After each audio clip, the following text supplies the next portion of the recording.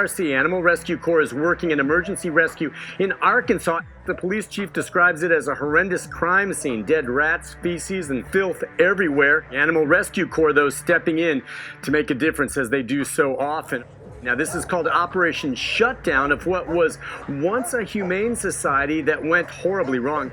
The shelter was shut down. The director was charged with 285 counts of animal cruelty. It was a massive effort between 9 different organizations. Those pets had to be evacuated from the Humane Society of the Delta.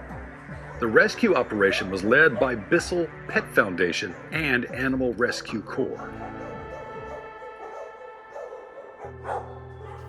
We go to a lot of places and address suffering. This is perhaps among the most tragic because this is supposed to be a humane place. This is supposed to be a sanctuary for animals, a place for them to come and be cared for and set up for success in their home. Instead, this was a place where animals were neglected.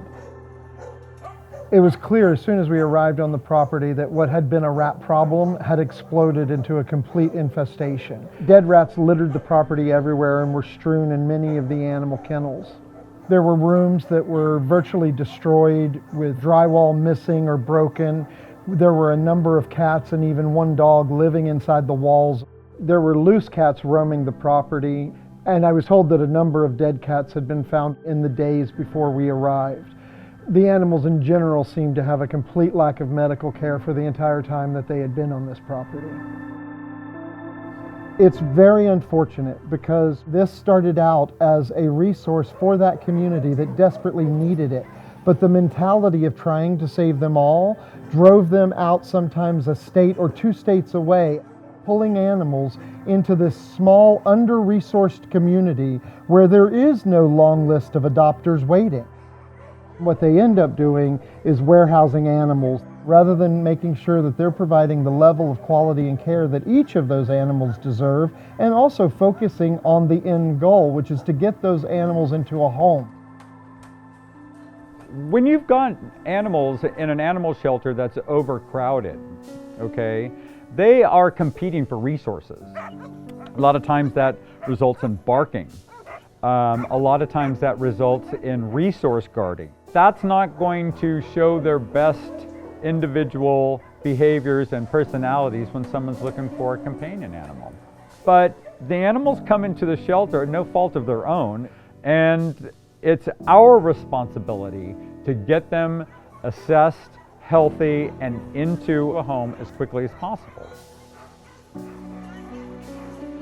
On the ground, this is one of the most challenging and difficult cases we've had. In a short time frame, nearly 300 dogs and nearly 100 cats were tested and evaluated and transported off this facility, and that's a big undertaking. Not only were the conditions in the field difficult, this will continue. A lot of these animals will take weeks, if not months, to place.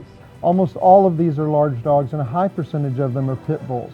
So we will be working with these dogs for weeks or months to come in order to find the right placement partner who can actually get them to that loving home. I've got a shelter full of pit bulls right now, and they are total love bugs. They're just craving that love and attention. They have really been done a disservice. It's so fulfilling when you see these dogs just going to town on a Kong or on a bone or something like that. Sometimes they're just shredding a stuffed animal and they're having fun. It's their first toy. It's just amazing how transformative kindness can be, and patience. Once they learn how to trust, they become the companion animal that has always been buried deep down inside but too afraid to come out. You can be a part of helping animals in many different ways. If you want to come volunteer with Animal Rescue Corps, we would love to have you. If you want to donate, we would love to have those donations put to work helping animals. These operations aren't easy, and as I said, it will take some time to place these animals. There's also a fair number that need medical treatment and support. We are so grateful to every volunteer and every donor who has invested so far in these animals' future. And I ask you to consider making a donation now to help this and other life-saving opportunities.